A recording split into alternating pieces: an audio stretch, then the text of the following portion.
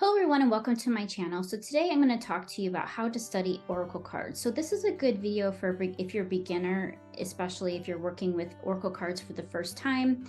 So I'm going to walk through some high level tips for studying oracle cards.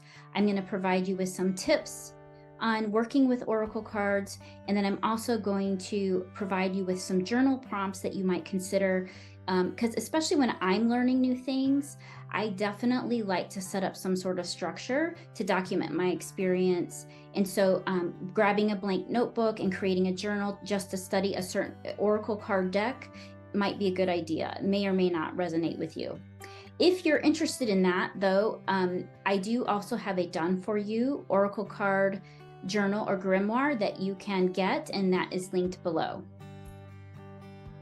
All right, so at a very high level, the way you're going to want to study oracle cards, the best way is number one, pick one deck and work with it for a good period of time. I would recommend 30 to 60 days just to get really familiar with that deck. I know it's super tempting, especially when we go to the new age shops and you're seeing all these beautiful decks and you want to work with every single one. But maybe if you're like, you have a favorite deck you really want to work with, pick that one and work with it. Second, sit with the cards and sit with the cards that you pulled. So don't be so quick to just, oh, the book says this, it must mean that, and then kind of walking away from the situation. Sitting with those cards, taking in the energy of the cards is going to be key. Also, you want to document your experiences, which is why I suggest setting up a journal to document your experiences with an oracle deck specifically.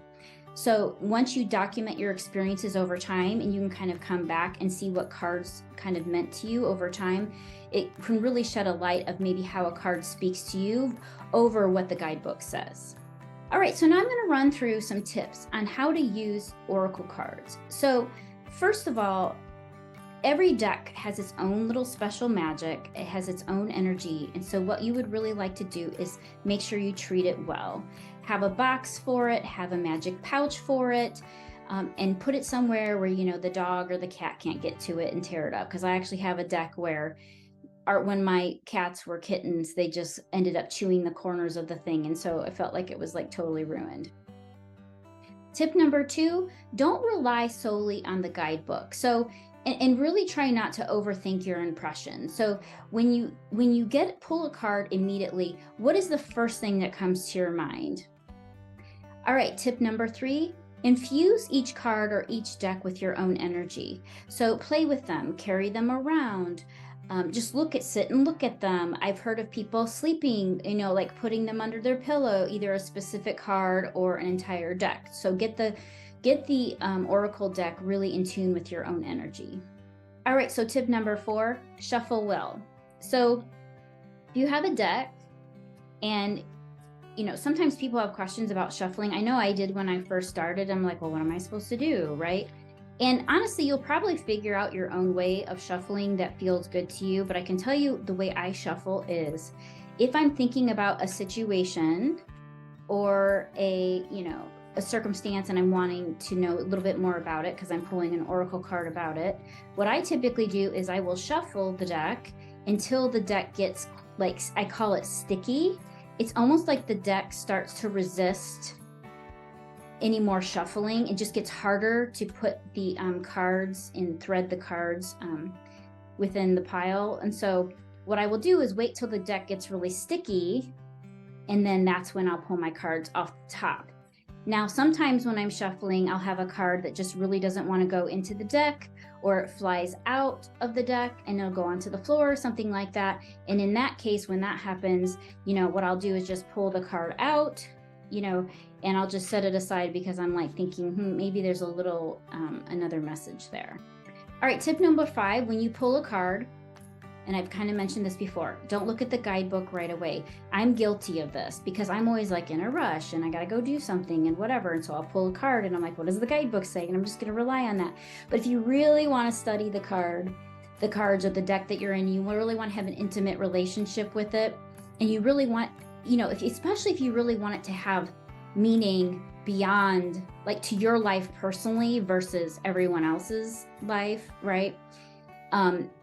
you really want to sit with the card. What comes to your mind? What does your intuition tell you? How do you feel? Like, how does the card make you feel? And so what is that first insight that you get? Like, what does it mean to you? So like when I see this card, Soul Retrieval, for example, this is from the Mystic Shaman deck. And, soul retrieve, there's a butterfly, or rather a moth, or there's a cocoon here, so what does this make me feel? And then similarly, tip 6 is looking at the colors, looking at the imagery and the symbols in each card. How does it make me feel, right? And so when I'm looking at this card, I know it's called Soul Retrieval, but I'm thinking, gosh, this is almost like a metamorphosis, or it's from coming out of that cocoon, right? So there's all these associations that can come along with the card that may or may not be the same as the guidebook description. And you really want to get familiar and comfortable with what each card means to you. All right, so let's talk about some journal prompts. So if you want to grab a notebook and just start journaling about your cards. So this is I'm not recommending necessarily like a daily layout or a daily card pull, but what I'm saying is if you want to get really an understanding the cards you're working with, you might just start a notebook for your deck that you're working with. And what you do is you would write the card at the top. So like this is card 59, it's called Soul Retrieval. I've got another one here called the Mystical Shaman. It's number 38 of this Mystic Shaman deck. So what you would do is you'd write the card description at the top. And then secondly, what you would do is write the symbols in the card. So create a space and just write, what do I see? So in this card, I'm seeing wings. I'm seeing like birds, there's blues, there's green, and there's actually, I don't know if it's hard to see, but there's actually like a face here. So writing the symbols about what you see and that sort of thing. Then what I would do is write down the standard interpretation. So what is the guidebook telling you? And just write some notes about what the guidebook is telling you. If the Oracle deck you're working with has a reversed option, so like some Oracle decks do, some don't, but if it does have like a reversed or shadow side, you would also want to write down the standard reversed meaning so that you can get that in your head. And then what I would do is, after you kind of understand where the baseline is, what are your own thoughts? What's your own intuition? Like before you wrote down and even considered that standard interpretation, what did it make you feel? It's so funny, like this card is making me think of a book that I read when I was young. So, it might call back to something that you remember from childhood, and maybe there's like a certain association with it, for example.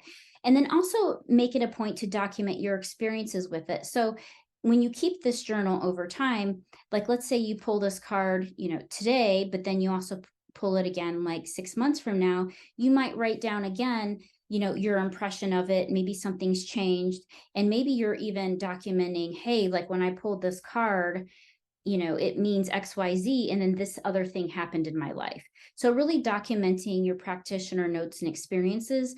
I recommend having 2 pages side by side in a notebook to do this sort of exploration and study of your Oracle card deck.